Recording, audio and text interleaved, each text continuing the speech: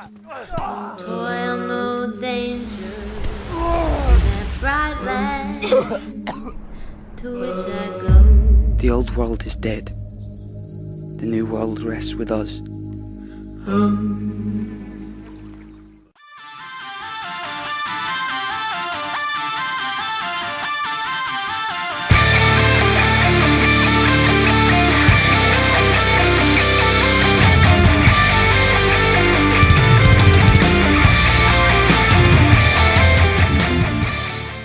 Hey guys, Todd from Todd All Things Horror. I'm going to review a film called Tear Me Apart.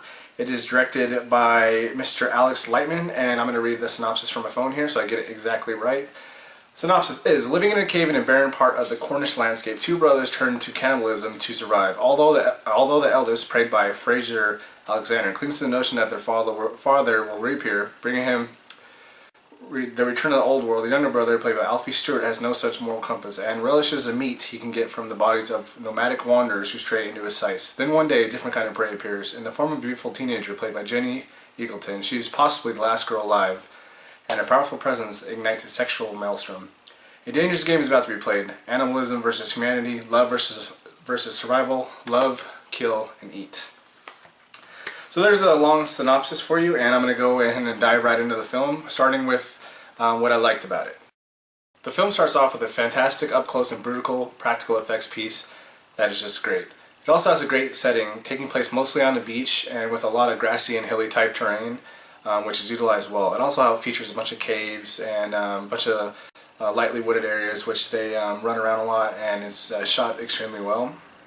The picture is crisp, the audio sound design is spot on, and I really like a lot of the camera work they featured. You can tell that they took the time to set up each shot and land on the crane. A lot of the crane and the dolly shots and tracking shots were really well done, and I really dug a lot of the angles and a lot of, like I said, a lot of the shots they took. Now on to what I didn't like about the film. The pacing of the film. The film is a very slow burn type of film, which isn't necessarily a bad thing for films to do. But when a film doesn't have any breaks from that, it can definitely suffer. In this film, the entire thing is slow, from the dialogue when the characters are conversing with each other to the action pieces. Everything's just filmed slow, the actions are slow, and when the characters are talking to each other, it's just everything's slow paced. And some of the acting suffers for it as well. We have some cringe dialogue, and some of the stuff is just awkward between the characters, and it seems like some of the actors are just like they're reading from a script, like straight off the page, instead of acting it out. And some of the beats and the cues are missed, where they'll say a line and then the person will respond right away, and it'll be just stiff back and forth between the actors, and it kind of gets distracting. So in conclusion, I'm about to give it a rating. Before I say that, since it was a slow-paced film, you're thinking that, okay, it's a slow film and it's going pretty much straight with some minor bumps. You think there's going to be a big payoff at the end. And unfortunately for me, there never was.